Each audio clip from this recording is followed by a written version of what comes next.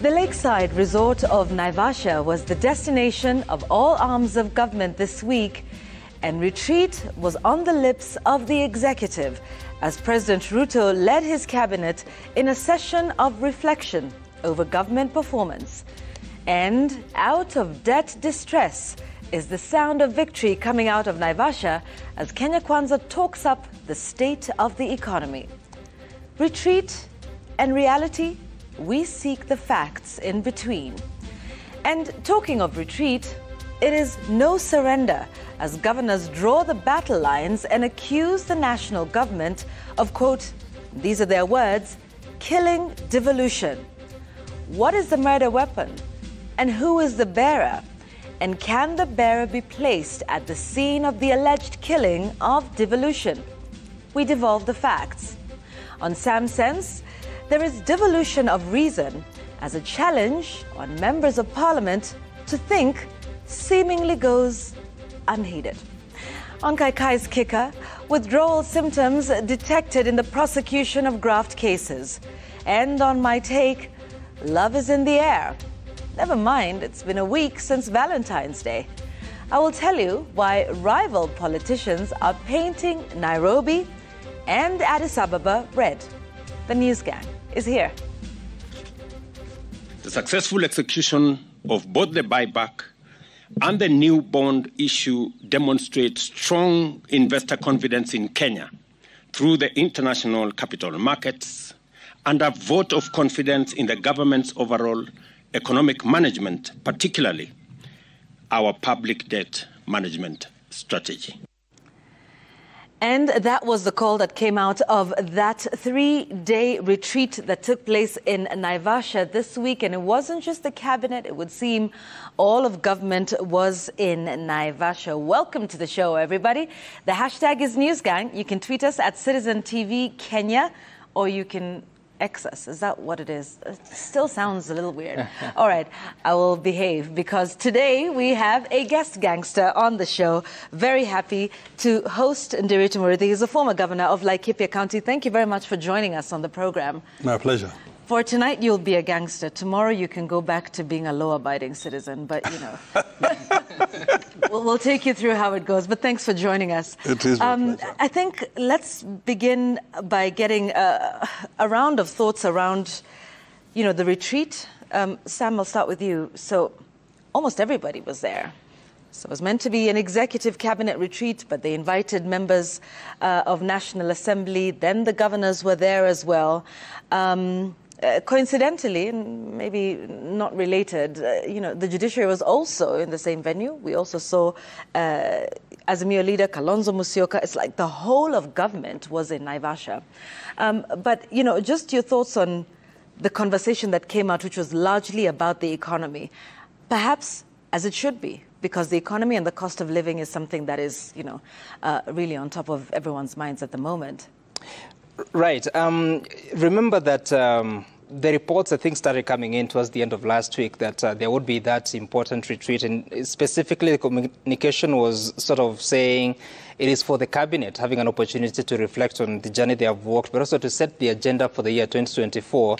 But then late into the weekend, you heard of there will be also a parliamentary group meeting in Naivasha, of course, for the members of parliament that are allied to the Kenya Kwanza alliance. And yes, they were there to have a conversation. And after that, you could hear the different members of parliament coming out and saying that we've been challenged on several fronts, including the question of the affordable housing bill, which at that time was in the second reading stage of lawmaking.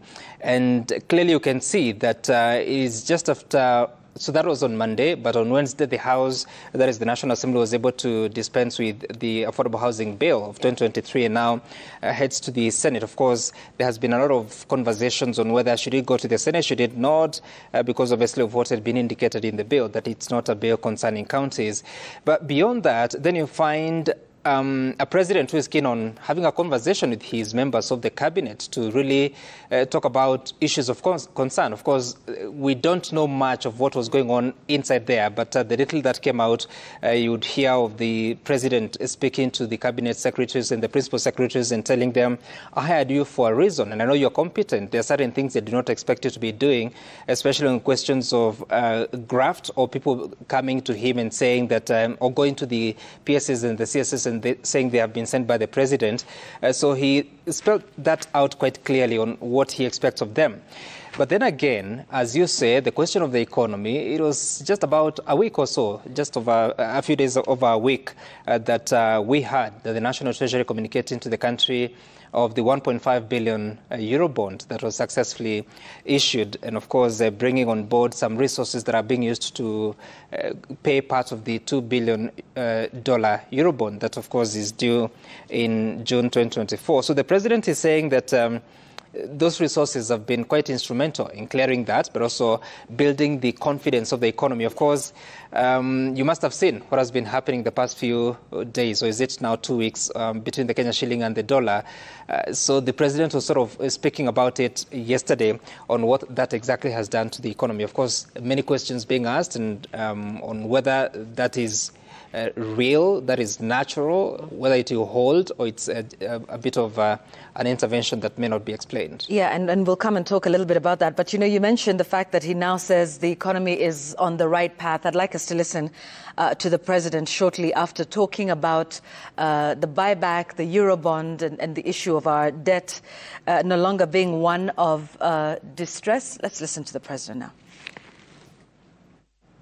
Our economy is on a trajectory that will create more jobs and more wealth, finance investment in goods and services, and usher this nation into the era of inclusive growth. Sam Gituku, Citizen TV. All right. Well, yeah, you're still here with us. I'm still here. Thanks for affirming that. Okay. But so, you know, Linus, this is where it is, right?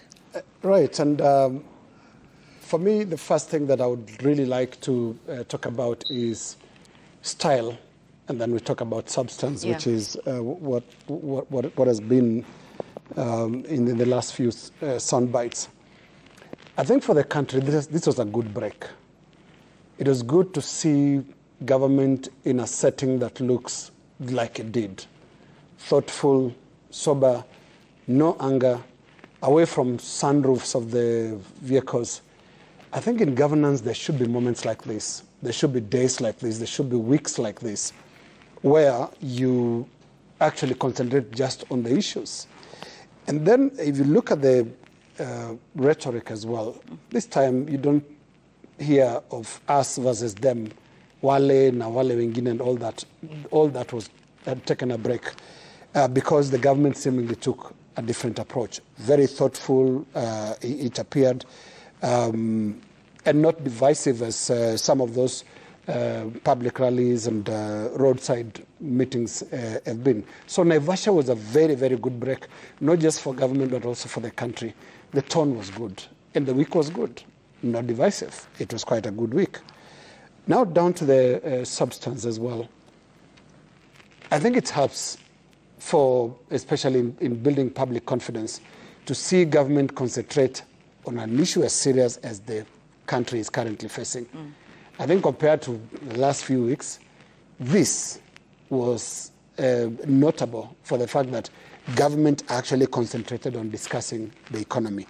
And you will remember that it seemed either scripted or even if it was spontaneous, but we heard a lot from the government officials that were there, from the PS for Treasury, Dr. Chris Kipto. There was also the CS Treasury, Ndongo. And I would just like us to listen to CS Ndongo, who spoke about the projection of growth of the economy as a good indicator to the future. There's strong evidence to show that economic recovery is with us. And that starts from the last quarter of 2023. And I did actually try to mention in area meetings that we have a growth of 5.6% in that quarter. And look, these are some of the things that will be tested in time. We'll have to wait and see how that is going. But I think for this week, for me, Yvonne, it was satisfying enough and should be satisfying for the public to see that government cares and government is thinking about it. I think that is one of the things that really came out as a very, very big positive in Naivasha. And I want us to listen again to the Cabinet Secretary and his, for the National Treasury, and being very optimistic about that. And then I would like to hear your views on this, Ndiritu. Let's listen to the CS. We can see that the nominal exchange rate is declining. It offers some relief to domestic prices and the pass-through effect to domestic prices. That, for us, is very, very important because low inflation is actually consistent with high growth. And then that is also going to show exactly what is likely to happen with interest rates.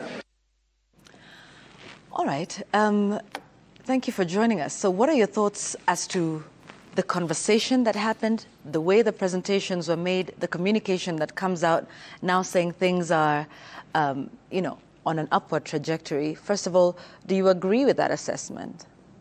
No, I don't. And the facts do not support that assessment at all. I know, you know, my friend Dongo there is saying 5.6% growth in the last quarter is indicative of recovery. It isn't. It's simply that we had good rains. So the agriculture has rebounded. And I would encourage all of us to look at that GDP growth and look at the components of it.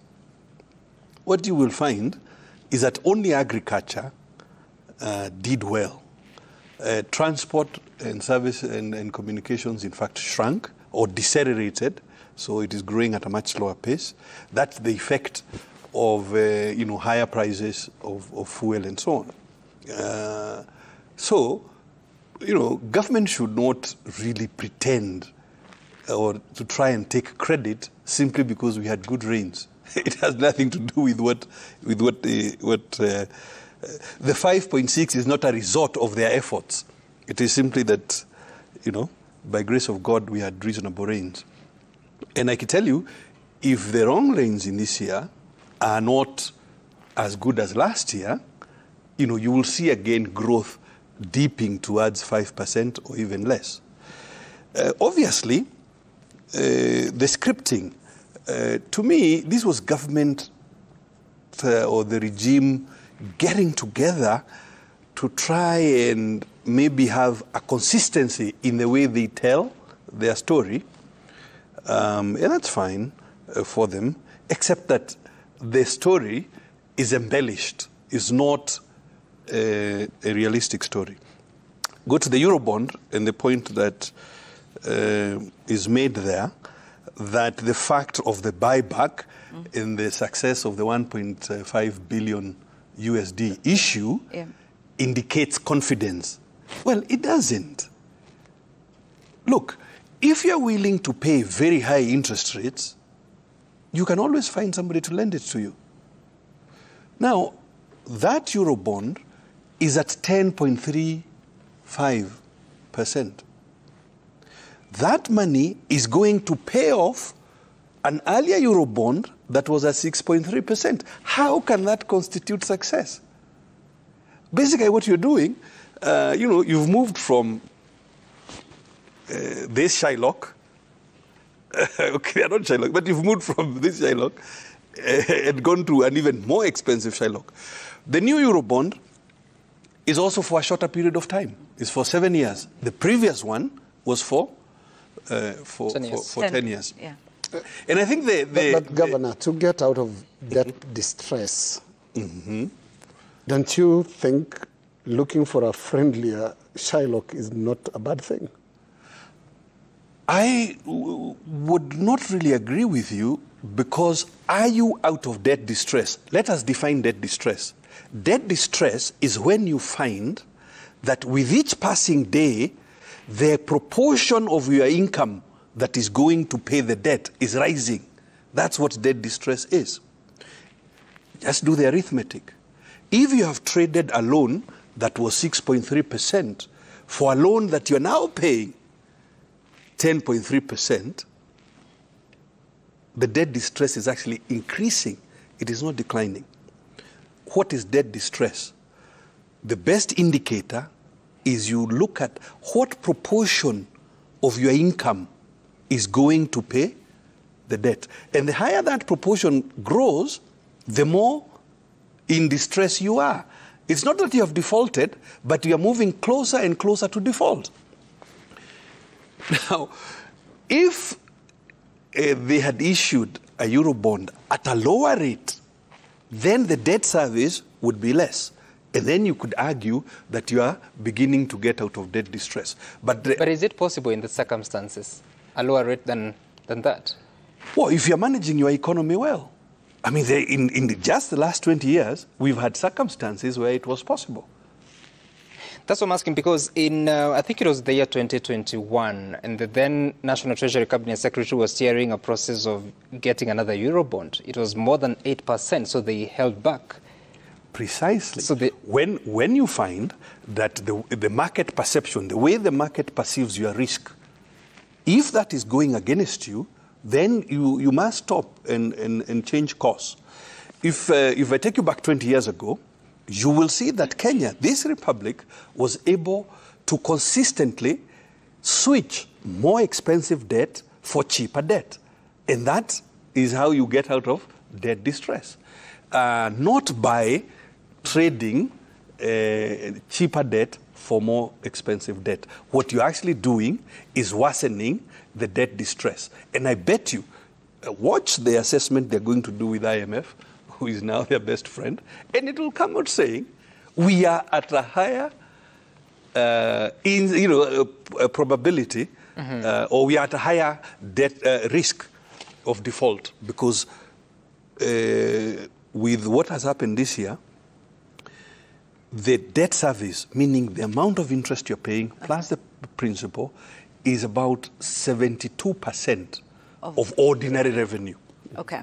Yeah. Allow me to jump in, because that there is the problem. And it would seem that the Treasury officials acknowledged as much in Naivasha. I'd like us to listen to both Cabinet Secretary Njuguna Ndung'u on the issue of streamlining our revenue, as well as the PS, who did admit that we're not doing well. Those of you who have been watching the market, you have seen how much we managed to raise in the infrastructure bond.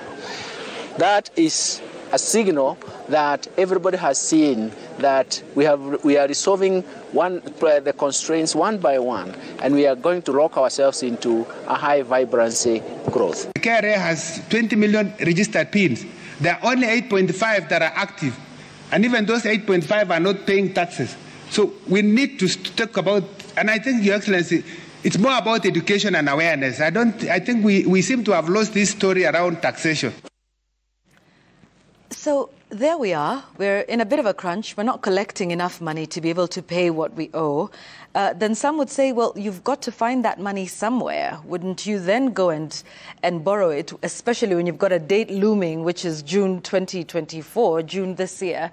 What would you have done different? Exactly. Look, again, I go back to what Professor Ndung'u is saying there, that, the fact that we raised a lot of money in the infrastructure bond. I mean, we should be ashamed. We should not be celebrating that. Yes, last week, government borrowed 240.9 billion in one go. First of all, that alone should cause us to sit up, to say, what's wrong? Why is the government that broke that you need to borrow 240.9 billion in one go in a tax-free infrastructure bond? How much did he pay for it? 18.46%. It is tax-free. That means the equivalent taxable interest is 21.7%. Government went to the market last week, borrowed 240.9 billion shillings at 18.46. It was also more than they went to the market for, though, wasn't it? Indeed. That was interesting. I think they had gone initially for 70. Yeah. And then when they, because they are willing to pay. Appetite, yeah. It's because they are willing to pay 18 point. The effective interest rate there is 21.7%. I mean, if you are a commercial bank or you are an insurance company and you have 30 billion, are you going to go to Romuruti looking for Derito to lend him money, or you are going to lend to this government that is willing to pay you the equivalent of 22%? So it is not something to be celebrated. It is actually the signal that this regime is desperate for cash and they are mismanaging the economy. It's not something to be celebrated. Remember, why are the infrastructure bonds tax-free? They were intended to finance specific infrastructure, not for general budget support, for paying salaries, for going on trips, for going on retreat in Naivasha, and for buying bigger cars. That's not the answer. So, Governor, what are the solutions? Yeah. What are the solutions? Because just last week we saw the president explaining to Governor Irungu Kang'ata of Murang'a that part of the reason why the resources are delaying is because he's busy having to service or pay debt, but also having to pay for essential services, for instance, education. So there is clearly a cash flow challenge. How do you deal with that, knowing that you have also these obligations that are due in less than 4 months? Sam, you know, it is possible to balance your budget at every level. If you go back 20 years ago, the NARC administration at that time was balancing their budget at 300 billion. And we were still seeing roads being built. Yeah? So it is possible to balance. The correct thing to do, even now, is to move towards a balanced budget. Because, you know, the economy does not have an infinite capacity to generate taxes. And the more you borrow, the more you squeeze the private sector. And the more you squeeze the private sector, the harder it is to get taxes out of them. All right, so can we talk about a balanced budget and, you know, what that means in practical terms for our audiences? So, you know, what does that involve exactly? For instance, last year, or last financial year, meaning 2022-2023, Kenyans paid just a little over 2 trillion in taxes. So 2.16, thereabout. Yeah, thereabout. That should be the size of the budget. And it is possible to have that size budget and be effective as a government. Yeah? The 2.3 because of the appropriations you need, yes, what you pay in direct services. So a balanced budget would mean, basically, let's live within our means. If the taxes we are collecting are 2 trillion or 2.5 trillion, let's make a budget at that level. How can you do it? Many things you can do. First of all, eliminate wasteful expenditure. I mean, the point is this. Why is it necessary for a cabinet secretary to move from here to there in a convoy or 2 or 3 or 4 cars? It's just wasteful. And there is no reason to do it. Why is it necessary for government to be traveling every second week with groups of 30, 40, 50, 100 people? It's not necessary. In this day where actually you can have conferences online. Why is it necessary for national government to try and duplicate what counties are doing? It's not necessary. Look at the Ministry of Health. This year, the Ministry of Health has a budget growing again by 30, 40 billion, yet health is a devolved function. So if you look at the budget, you will find you can actually eliminate as much as 500 billion in expenditure that is duplicating what other functions are doing. And when you look at the government plans this year, what you are seeing is more attempt to claw back. For instance, government is saying, national government is saying, they want to be the ones selling bulk water. Yeah? bulk water companies belong to counties. So national government would like to change the law so that the so-called national water, development bodies can now compete with the county-owned water companies in selling bulk water. I mean, why is that necessary? And Governor, we'll be coming to very specific questions around the relationship between national government and county governments in the later stages of the show. Just go back to this issue of debt, because the one thing that this government has said consistently is we are mortally wounded. We start on a disadvantage. We inherited an impossible debt regime. Well, look, you know, unfortunately... And I know you were competing in the last elections. Yeah. Had you won, you'd be in the same position, wouldn't you be? In Ndongo's position? Yes. No, in terms of a... If it was our government? Yes. Probably, but I certainly would not do what he's doing. Look, in the last 18 months, the stock of public debt has gone up by 1.8 trillion. That's not Nderito saying. I wish you could project the figure so that all Kenyans can see. The Kenya Kwanza administration found total stock of debt at something like 8.7 trillion. And empty coffers, they say. You know, that is political spin. The total stock of debt was 8.7 when they came into office. By September last year, which is several months ago, it was already 10.6 trillion, meaning they had increased it by 1.8 trillion. It is unprecedented in the history of Kenya. No government before them. But some of that debt was obviously part of that IMF 38-month facility that has been extended, and that debt was initially acquired during the previous administration. So, to be fair, it is, you know, part of an ongoing process. Look, the increments, what the stock you find is as of the day you take over, and I say that having been I guess both in the national government. How much of it is exclusively taken by Kenya Kwanza in terms of going in and saying this is what we are going to get? Because when some of that is part of a rolling facility, would it be that they would say, okay, we know this was started because that came in 2020 during the COVID-19 pandemic. So should they have then said, we know there was this ongoing facility, but we don't want it. Yeah. They could very well have said that. It is absolutely an option. It is absolutely an option. I mean, Kenya Kwanza could have gone in office and said, look, one option, hold the budget at the level you find it, okay? So that you are not trying to create more pressure on the budget. Well, they didn't do that, and I'll come to this point in a moment. Had they done that, then that rolling facility would not have been necessary. But what has the regime done? The regime has actually increased expenditure by nearly 1 trillion. 967 billion to be exact.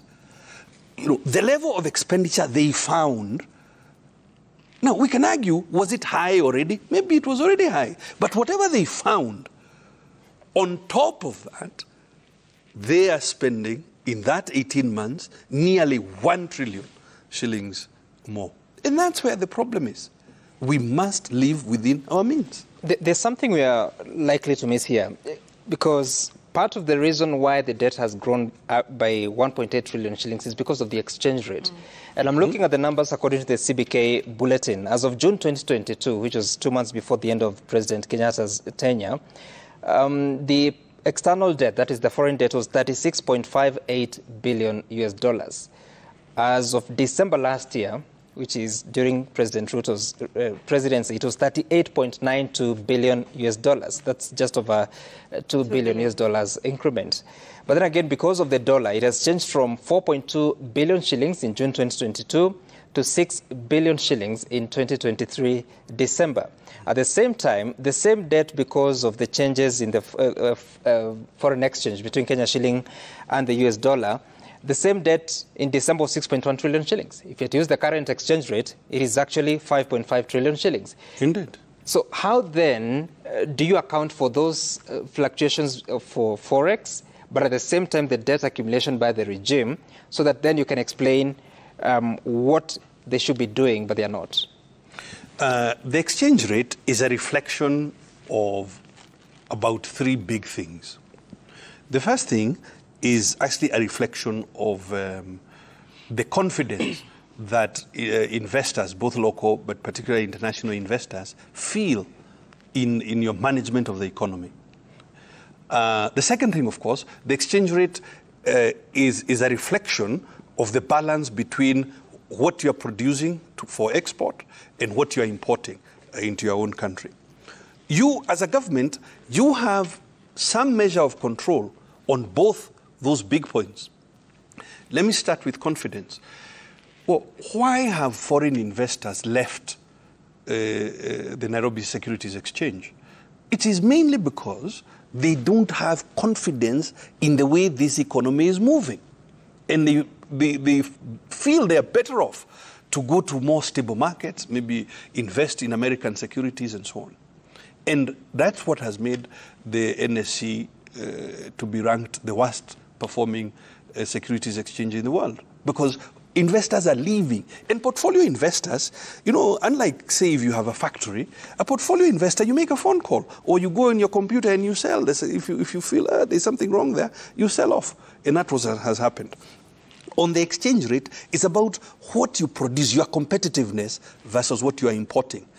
Kenya is increasingly becoming uncompetitive, even within our region. We used to be the source of manufactured goods, particularly in things like fast-moving consumer goods, because we're slightly more competitive.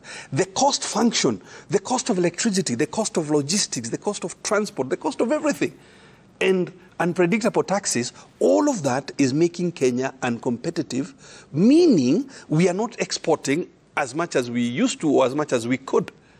And we are, therefore, importing, and that is part of the pressure. Finally, Professor Ndongo did allude to it, this issue of the Eurobond and whether we were going to default or not, in my view, was quite mishandled. Because, you know, there's a tale told in my village, I don't know, about a boy who he would go herding goats. And then just to play people around, he would say, oh, Haina, Haina. Then they would run. And they got tired of him. Eventually, the day that was truly a Haina, the villagers did not come to his rescue. This regime has been saying, oh, we are going to buy back the bond, then they don't do it. Oh, we are going to buy it back, then they don't do it. All of that was eroding confidence. And because they were eroding confidence, there was a great deal of pressure on the shilling. Because of that, because of government behavior that was not bringing out confidence in investors, both locally and internationally. All of those things are in the government's ability to do something. Granted, the strengthening of the US dollar was across the globe. It's not just Kenya. Yeah.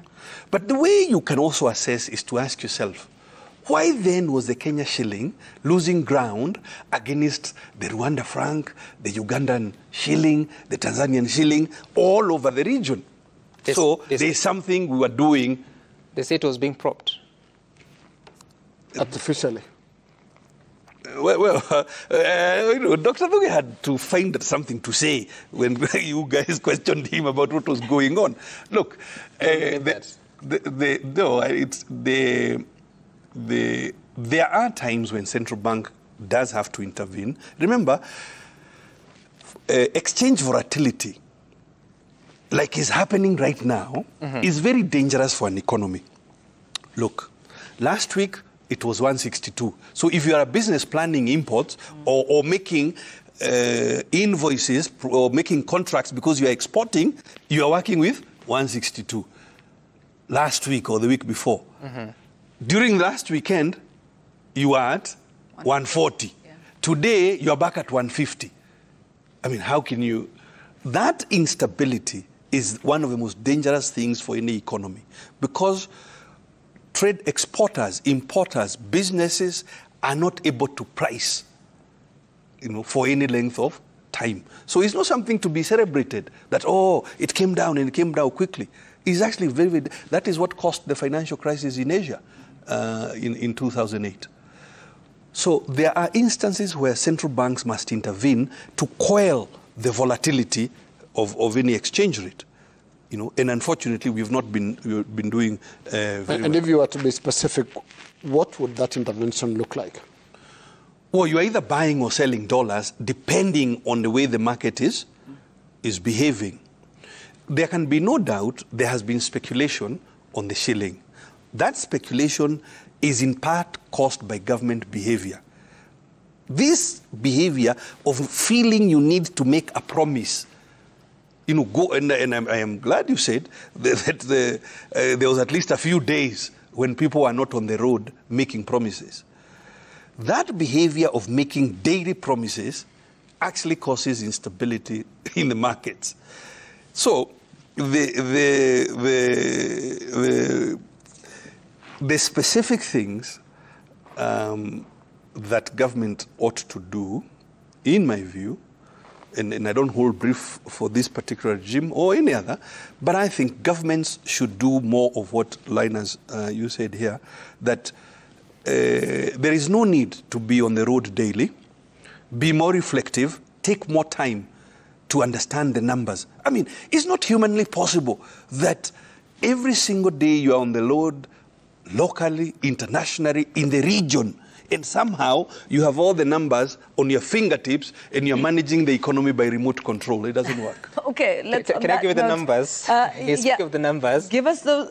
yeah, the US dollar now is an average of 144 shillings. Yeah. That is according to the Central Bank of Kenya. Yesterday it was 142.7 shillings. Okay. And it closed the week last week at 145.8 shillings. There you go. Indeed. So I think that's the volatility you speak about. Okay. Indeed. And, Right, and Yeah. remember that the mean rate quoted by the central bank is quite different from what the banks, the commercial banks and forex Right. bureaus. Yeah. There is a big margin, and the bigger that margin, that spread is... that spread is an indication of volatility. Yeah, indeed. Let's take a break, because when we come back, we still want to talk a little bit more, and it's great that we have you as a former governor, so it would be good to hear your insights in terms of the big sentiments we've heard coming out this week from the Council of Governors, boldly saying that there's an attempt to kill devolution. In fact, some of them say, if we go on at this pace, in 5 years, there will be no counties. We'll come back and talk about that right after this break here on NewsGang.